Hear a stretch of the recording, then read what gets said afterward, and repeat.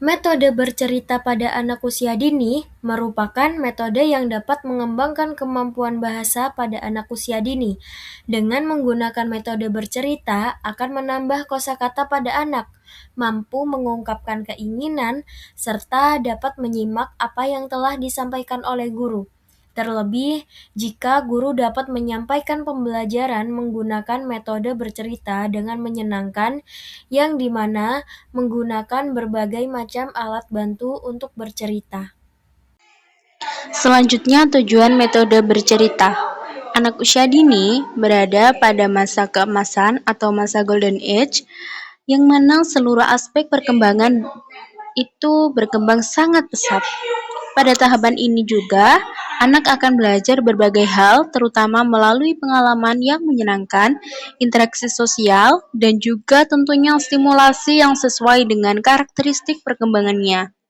Oleh karena itu, sebagai pendidik perlu menggunakan metode pembelajaran yang tidak hanya informatif, tetapi juga menarik perhatian anak, bermakna, dan juga tentunya mudah dipahami oleh anak.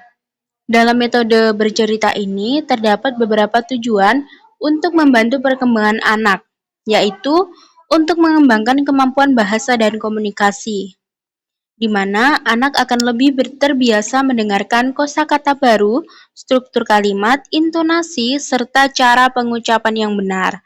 Dari kegiatan ini, anak akan belajar memahami makna kata dan kalimat, menambah pembendaharaan kata, serta juga melatih kemampuan menyimak anak. Kemudian, dapat menstimulasi perkembangan kognitif dan daya pikir, di mana apabila anak diajak mengenali alur cerita, tokoh, latar, dan juga masalah dan penyelesaiannya. Hal ini juga akan melatih daya ingat anak, kemampuan memahami konsep, dan juga kemampuan memecahkan masalah sederhana. Selanjutnya akan mengembangkan imajinasi dan kreativitas anak. Dalam metode bercerita akan memberikan ruang yang luas bagi anak untuk berimajinasi. Anak akan membayangkan tokoh, tempat, dan peristiwa dalam cerita sesuai dengan daya khayalnya. Dalam imajinasi ini akan menjadikan dasar berkembangnya kreativitas, baik dalam bentuk gambar, permainan peran, maupun ide-ide baru yang muncul dari pengalaman mendengarkan cerita. Selanjutnya, menanamkan nilai moral, sosial, dan karakter. Dengan melalui tokoh dan peristiwa dalam cerita, anak akan belajar membedakan perilaku baik dan buruk secara konkret. Di sini akan menanamkan nilai melalui cerita lebih mudah diterima anak karena disampaikan secara tidak menggurui dan dekat dengan pengalaman emosional anak. Dan yang terakhir, akan mengembangkan aspek sosial dan emosional anak, di mana pada saat mendengarkan cerita, anak akan belajar memahami perasaan tokoh seperti senang, sedih, takut, ataupun marah. Dari sini akan membantu anak untuk mengenali dan mengelola emosinya sendiri, serta menumbuhkan empati terhadap orang lain.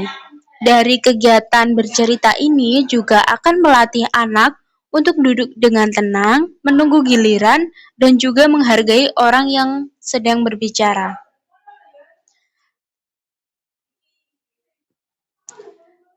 Selanjutnya, manfaat metode bercerita. Pada penerapan metode bercerita ini, tidak hanya berfungsi sebagai hiburan, akan tetapi juga memiliki berbagai manfaat yang signifikan untuk perkembangan anak.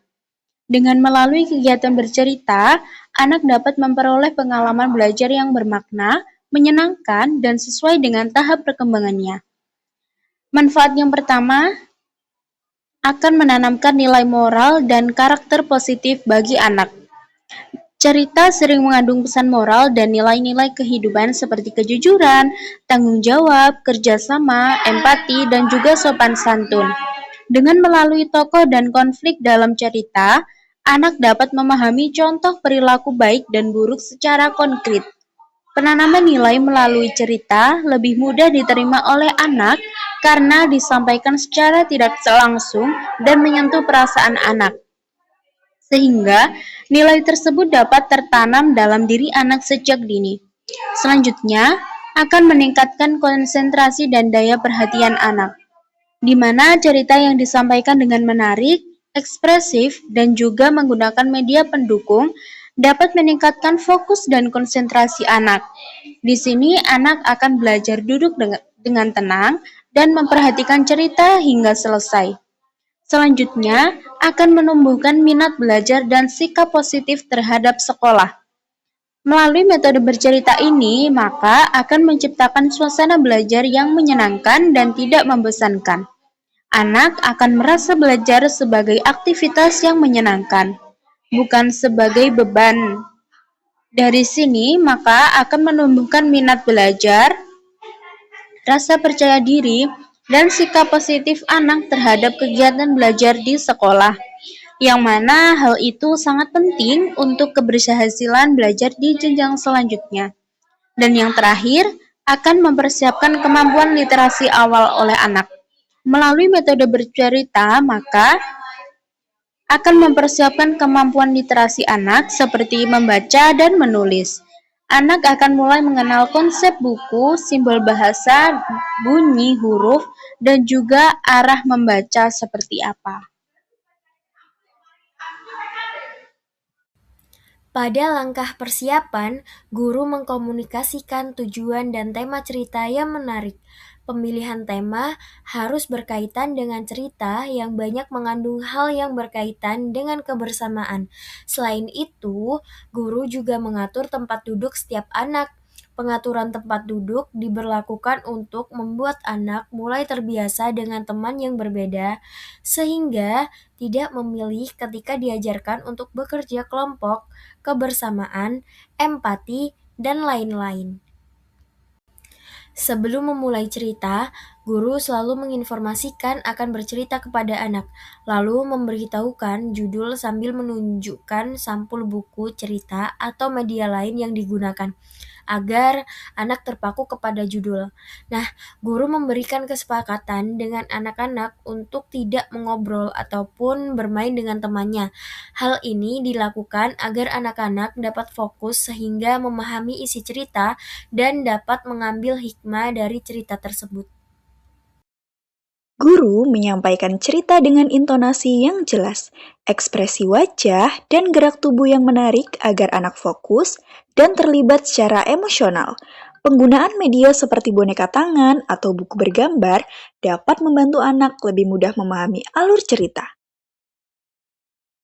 Setelah cerita disampaikan, guru mengajak anak berdiskusi sederhana, seperti menanyakan tokoh yang disukai, alur cerita, atau pesan yang didapat. Kegiatan ini melatih keberanian berbicara, kemampuan menyimak, serta pemahaman anak. Guru menegaskan kembali pesan moral dari cerita dan mengaitkannya dengan kehidupan sehari-hari anak. Penutup dapat dilakukan dengan kalimat sederhana agar anak mudah mengingat nilai yang dipelajari. Peran guru dalam metode bercerita, guru berperan sebagai pendongeng yang mampu membangun suasana menyenangkan, sebagai fasilitator yang mendorong partisipasi anak, serta sebagai model bahasa yang baik dalam bertutur kata. Dari beberapa contoh penerapan yang sebelumnya telah dijelaskan, pada slide kali ini saya akan mencontohkan penerapan media dari boneka tangan. Guru menggunakan boneka tangan bernama Bella dan Bunny untuk menyampaikan cerita tentang berbagi.